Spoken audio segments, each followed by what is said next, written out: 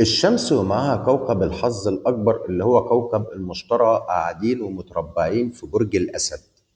والأسد دوت هو بالنسبة لك برجك الناري، يعني صديق ليك. قاعدين في بيتك التاسع. يعني إيه الكلام المجعلص دوت يا عيون الصقرة؟ هقول لك وهفهمك معناه.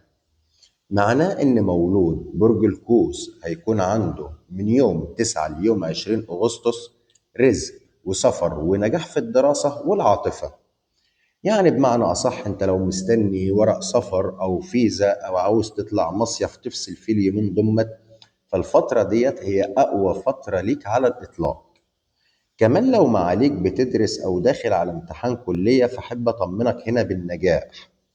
كمان لو عندك قضايا متعلقة أو ورق في المحاكم فبقول لك ابشر، لأن في انفراجة جايالك والعدالة هنا هتنصفك. بس انت كل اللي عليك تقول يا رب واللايك الجميل، ولو أول مرة تشوفني انزل اشترك في القناة وفعل زر الجرس علشان يوصل لك كل التوقعات.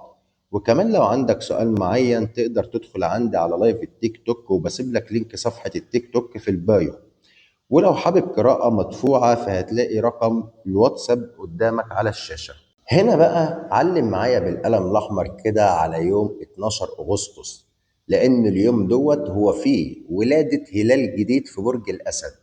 ودوت معناه إن أنت هتقفل أي باب قديم كان جايب لك منه صدمات، وهتفتح باب جديد ليك. فلو عندك فكرة مشروع أو خطة شغل أنت كنت مأجلها أو حتى طريقة تفكير عاوز تغيرها، فأنا عايزك تبدأ من اليوم دوت، لأن هيكون عندك طاقة دفع بتشيل من قدامك أي حاجة كانت معطلة أمورك. كمان هيكون عندك بوادر مادية حلوة جدا، لأن هيجيلك فلوس أنت كنت فاقد الأمل فيها حرفيا، أو هيجيلك شغل جانبي جنب شغلك.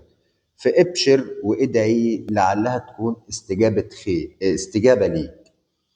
وخد التحذير دوت مني.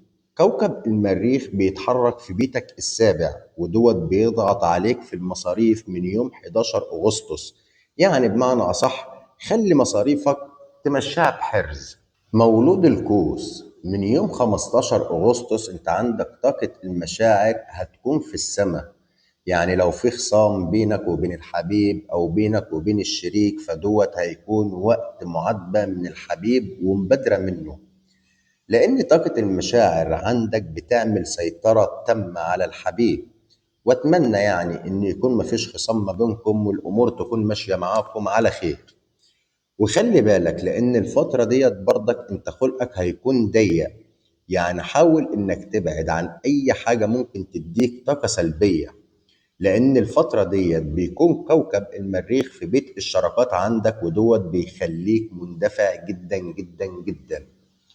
فملخص الفترة ديت يا برج القوس انت هيكون عندك طاقة نجاح وسفر وماديات جايالك في السكة. فنصيحتي ليك حاول تستغل الطاقة العالية ديت في شغلك، وبلاش تضيعها في أي جدال. واتمنى لكل الناس الخير. ولو عجبك الفيديو انزل اعمل لي لايك واشترك في القناة، واشوفكم على خير في الفيديو الجاي.